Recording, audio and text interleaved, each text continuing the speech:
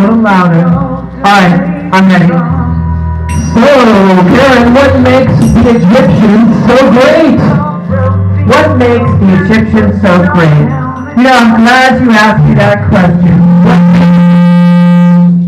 What makes the Egyptians so great is that Cleopatra had an ass better than most women get when they're born, right? Yes! And how did Cleopatra rule the entire world for just 5 years?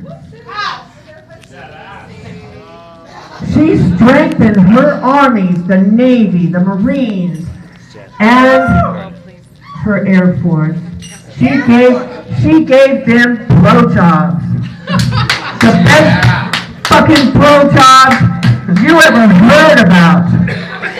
And not only that, but when she gave Mark Antony his first blowjob, because Italian women back then, Roman women didn't really do that. Okay? Alright, so that's how the Egyptians ruled the world. Can you tell us about Moses?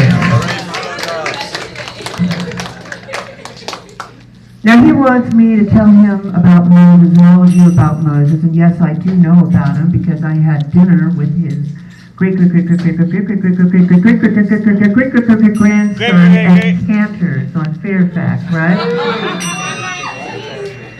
And I want to tell you about his great-great-great-grandson.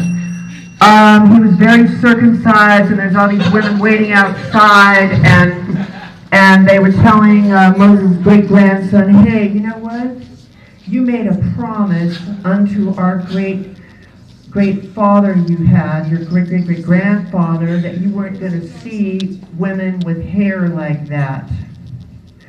And his grandson calmly said, I do everything my great father wanted me to do.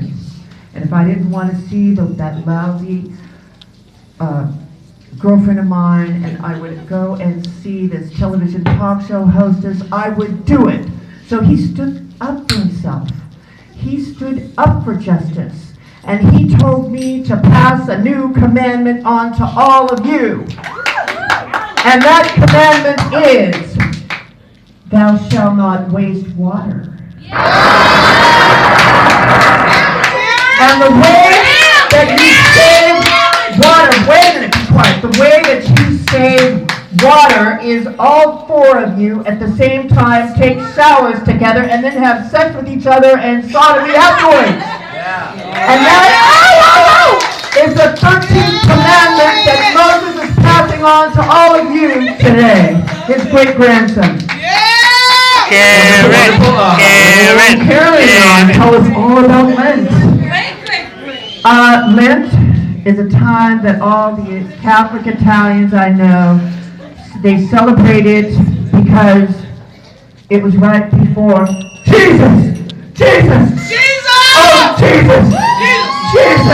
It was right before Jesus rose from the dead. And some of you believe it, and some of you don't. But it is a very important time because I get to help the Italians count a lot of their money. Okay, all right. Well, next question then. What makes you immortal, Karen? Hey, you know what? People keep asking me that question, and I gotta tell you, what makes me immortal is I not only grew up in Oakland, California, but I gotta tell you, every single good-looking, dark-skinned soul brother in Oakland, California, Los Angeles, and New York are thinking I am more than just human, because there was a night on MacArthur Boulevard in a motel, and these guys were making bets, these 2 black guys that had the Cadillacs were double parked, and they were betting. You know what?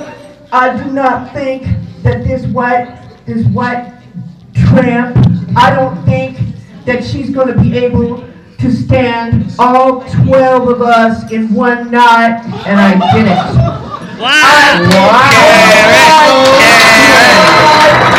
A little more applause for that.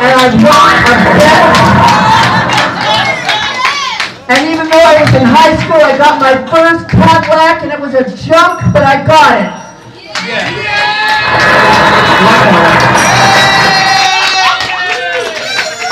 Karen, tell us about the legendary Sky Saxon document of the Seeds, author of Pushing Too Hard, all the hits from the 60s. Right, and you know what? All about Sky. You know what? I'm the first girl to get up on stage and on film with Mr. Saxon, my ex-boyfriend, and sing the song, "You're Pushing Too Hard."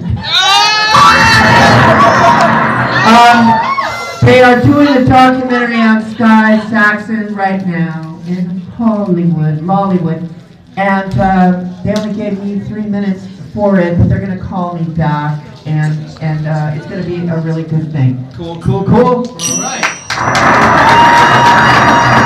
So, Karen, who is Sammy Davis Jr.?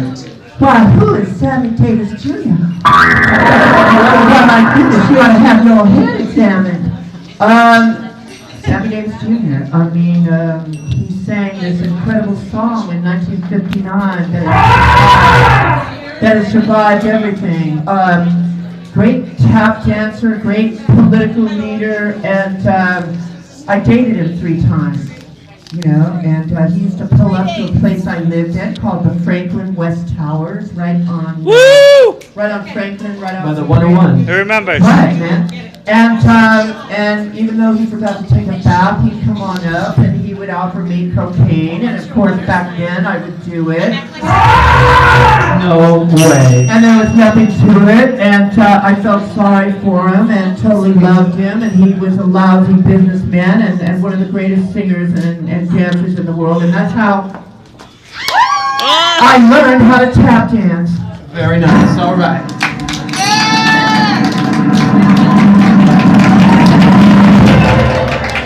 Wow, thank you so much, Karen Centerfold.